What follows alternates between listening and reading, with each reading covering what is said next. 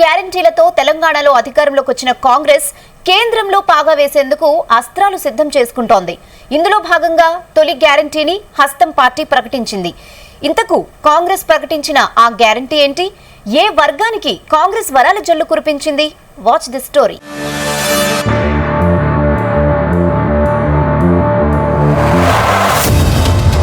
సార్వత్రిక ఎన్నికలకు సర్వం సిద్ధమవుతోంది.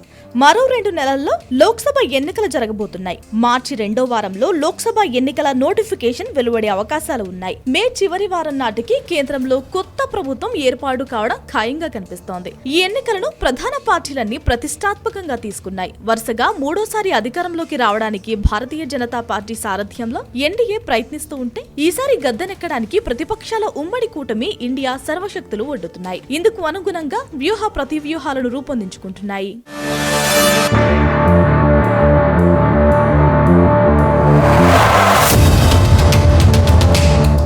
ఎన్నికలు సమీపిస్తున్న వేళ ఉత్తరాదిన రైతులు మరోసారి ఉద్యమించడం కేంద్రంలోని బీజేపీ ప్రభుత్వాన్ని ఉక్కిరిబిక్కిరి చేస్తోంది. వ్యవసాయోత్పత్తులకు కనీసం మద్దతు ధరను చెల్లించడం, వ్యవసాయ శాస్త్రవేత్త డాక్టర్ ఎంఎస్ స్వామినాథన్ కమిషన్ చేసిన సిఫార్సులను అమలు చేయడం తదితర డిమాండ్ల పరిష్కారానికి రైతులు పెద్ద ఎత్తున ఉద్యమించారు. రైతులెవరూ ఢిల్లీలోకి ప్రవేశించకుండా పోలీసులు అడ్డుకున్నారు. పంజాబ్, హర్యానా వైపు నుంచి ఢిల్లీలోకి ప్రవేశించడానికి ఉద్దేశించిన మార్గాలన్నింటినీ మూసివేశారు.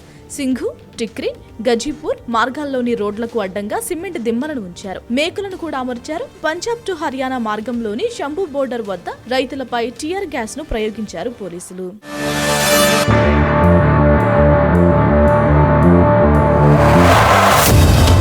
ఈ పరిణామాల మధ్య కాంగ్రెస్ నేత రాహుల్ గాంధీ కీలక ప్రకటన చేశారు. వచ్చే ఎన్నికల్లో కేంద్రంలో తాము అధికారంలోకి వస్తే వెంటనే రైతులకు కనీసం మద్దతు ధరను అమలు చేస్తామని ప్రకటించారు. ఎంఎస్ స్వామినాథన్ చేసిన సిఫార్సుల మేరకు దేశంలో ఉన్న ప్రతి రైతు పండించిన ప్రతి పంటకు కనీసం మద్దతు ధరను చెల్లిస్తామని వెల్లడించారు.